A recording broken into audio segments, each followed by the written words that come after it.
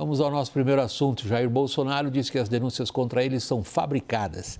A Procuradoria-Geral da República o acusa de ter liderado a organização criminosa para efetuar um golpe de Estado. A reportagem é de Pedro Teixeira.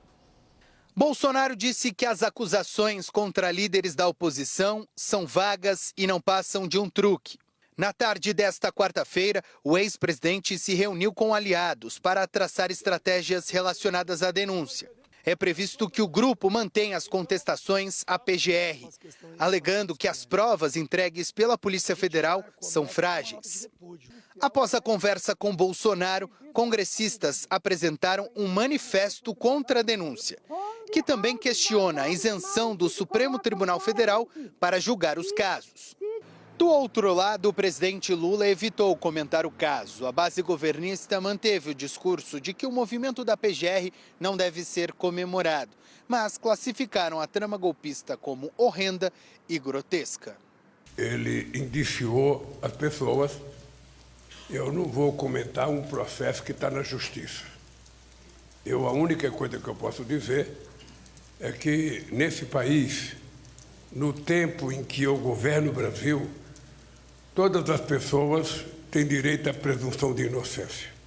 Ora, se na hora que o juiz for julgar, chegar à conclusão que eles são culpados, eles terão que pagar pelo erro que cometeram. Nesta quarta, o ministro do Supremo Tribunal Federal, Alexandre de Moraes, derrubou o sigilo da delação de Mauro Cid, ex-ajudante de ordens de Bolsonaro. No acordo, Cid afirmou que o general Braga Neto, candidato a vice na chapa de Bolsonaro, quis utilizar recursos do PL para custear o suposto plano de golpe. Cid também disse que repassou a Bolsonaro, a pedido do ex-presidente, dados sobre o monitoramento de Moraes no final de 2022. Segundo as investigações, o ministro estava sendo perseguido por assessores presidenciais como parte do plano para evitar a posse de Lula. Para realizar a delação, Cid pediu uma pena máxima de 2 anos de prisão, além de proteção a ele e à família, a restituição de bens apreendidos e a extensão de direitos ao pai, mulher e filha. Marcília, começando por você. A questão central que me parece que está colocada hoje no meio da sala, da mesa, é a seguinte: o STF tem condições de fazer um julgamento estritamente técnico, dado o nosso atual contexto político? Olha, Vac, eu acredito que não.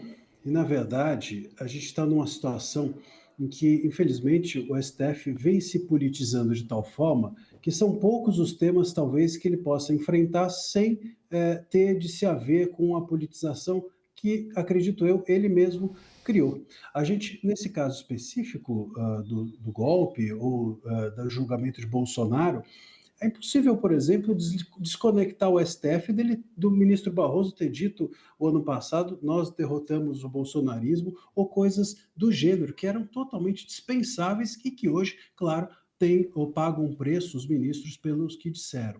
Se a gente olhar mais para trás um pouco, se formos para 2019, quando os inquéritos das fake news começaram, em abril de 2019, agora fará 6 anos desses inquéritos, lá todas as questões, por exemplo, de competência absoluta do STF para tudo, de inacessibilidade aos autos para advogados, tudo já havia ali e agora continuam essas coisas sendo reclamadas. Quando o STF somou ali em 2019 2 mais 2 deu 5, todas as contas passaram a ser erradas a partir de então. 5 mais 2 é 7, mas o 2 mais 2 inicial deu 5. Então, a politização do STF, mesmo quando ele acerta depois desse início, desse pontapé inicial, vai ser sempre eivada de vícios e de uma politização inevitável. Caio, nós estamos justamente nessa, digamos, abordagem mais abrangente da questão envolvendo a denúncia apresentada pela Procuradoria-Geral da República ao STF, acusando o ex-presidente Jair Bolsonaro de liderar uma organização criminosa que queria efetuar um golpe de Estado. Isto vai ser, e todo mundo que mexe com política sabe que o Supremo vai acatar essa denúncia, o Bolsonaro vai virar réu, e aí, como a gente vem discutindo desde ontem no programa também, se espera que o Supremo efetue uma apreciação de toda essa matéria da forma mais técnica possível. Mas vamos para o mundo real da política brasileira. Isto é possível? Acho muito difícil, né, William? Acho que, de alguma maneira, o Supremo Tribunal Federal vai conseguir achar elementos técnicos para justificar a condenação política que já está dada, né? O Bolsonaro já está condenado. O Bolsonaro já está praticamente preso.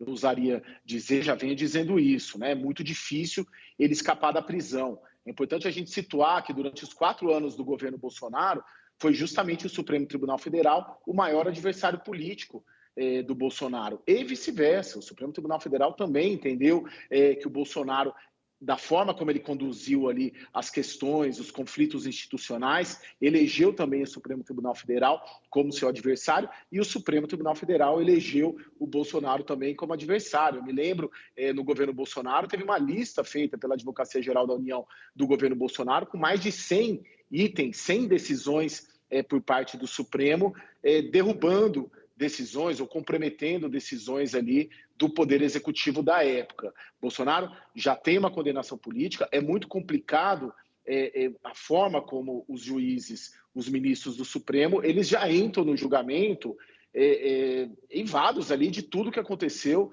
de 2019 para cá.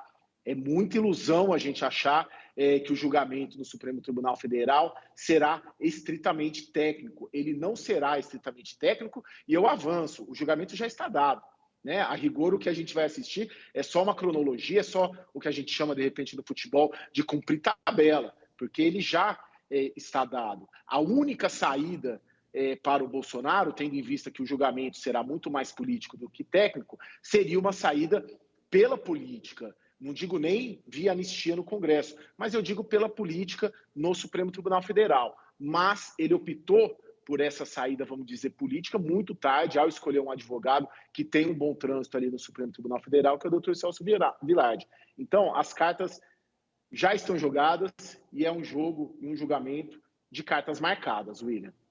Jussara, se a gente seguir usar essa figura de linguagem que o Caio acabou de empregar agora no finalzinho da frase dele, é um jogo que as cartas estão dadas, Brasília está à espera do quê? Olha, a espera, mesmo entre os aliados do ex-presidente Jair Bolsonaro, é de uma condenação ao final de todo esse processo.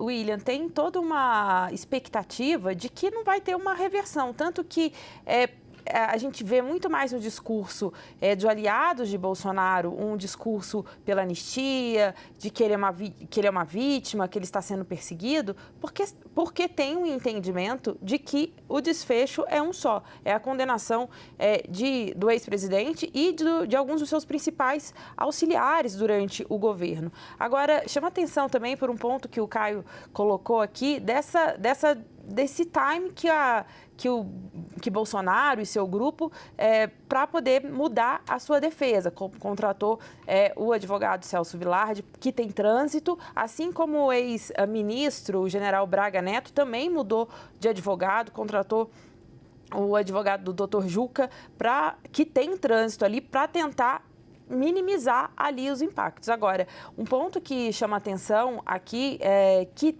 em relação a ser um jogo de cartas marcadas, que esse julgamento não vai ter surpresas ao final, que não há muita chance para um desfecho diferente para Bolsonaro, é que dentro do Supremo Tribunal Federal há claramente uma necessidade, um desejo, uma projeção de que esse julgamento termine ainda neste ano, porque falo justamente isso não pode se alongar até 2026, que é ano eleitoral, para tentar para tentar evitar contaminar o processo eleitoral de 2026.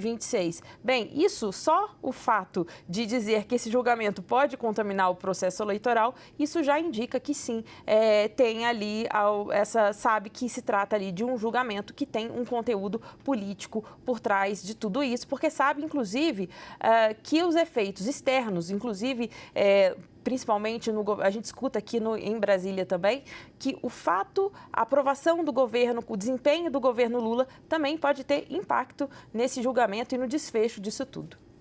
Marcília, vamos dar uma espiada um pouco na denúncia. A denúncia ela tem como alicerce principal o indiciamento efetuado pela Polícia Federal após uma longa investigação. Eu li o indiciamento da Polícia Federal, li a denúncia também, é bastante detalhado.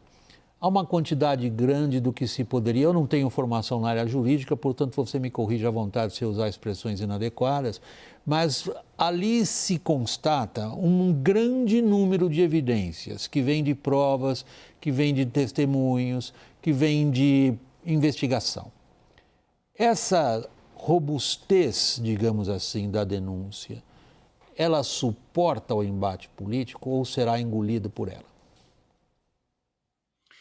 Olha, Vac, o problema da denúncia é que, embora tenha uma robustez de fatos, esses fatos, eles não evidentemente se conectam uns com os outros, e essa me parece ser uma fragilidade relevante da denúncia.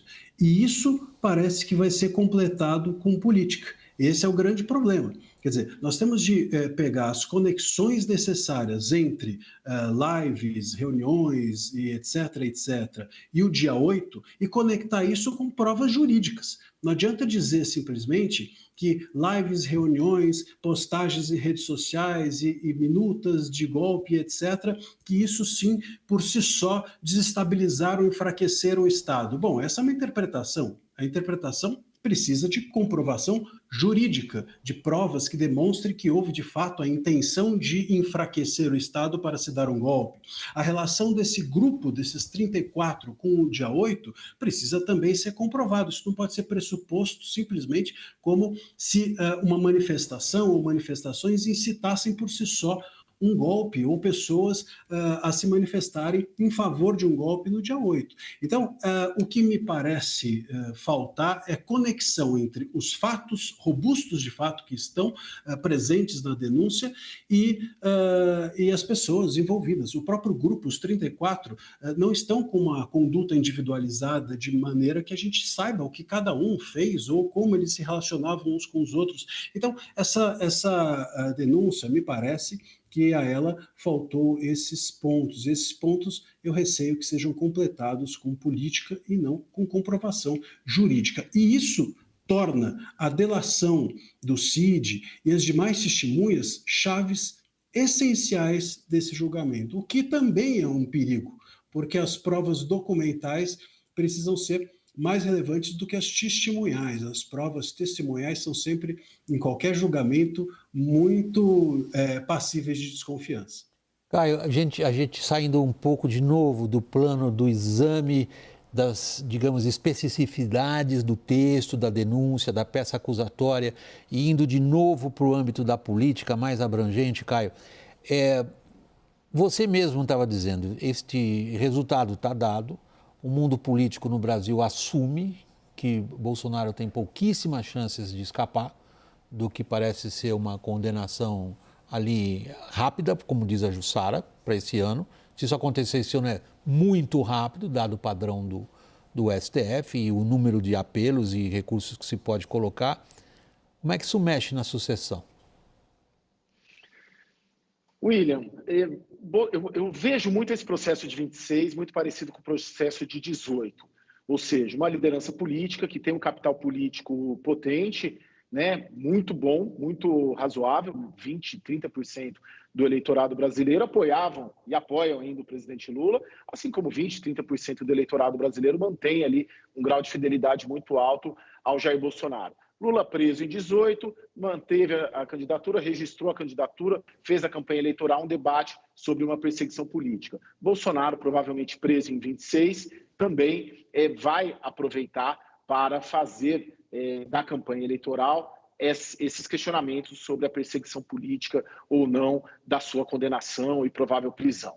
Esse é um dado, são processos muito parecidos. Impacto disso na eleição. A gente tem que conectar esse julgamento com o que está acontecendo na rua. O que está acontecendo na rua? Um governo com uma reprovação maior do que a taxa de aprovação, inclusive recorde, como mostrou o Datafolha na sexta-feira. Um mau humor muito grande, já aí de anos, com o Supremo Tribunal Federal. A partir do momento em que o Supremo Tribunal Federal coloca na prisão Bolsonaro, e a partir do momento em que você tem um governo com um recorde de reprovação, é claro, e não tem o principal catalisador desse sentimento anti-Lula e anti-Supremo podendo ter sua cara na urna eletrônica, isso aí vai ser catalisado de alguma maneira, para outra força política da direita.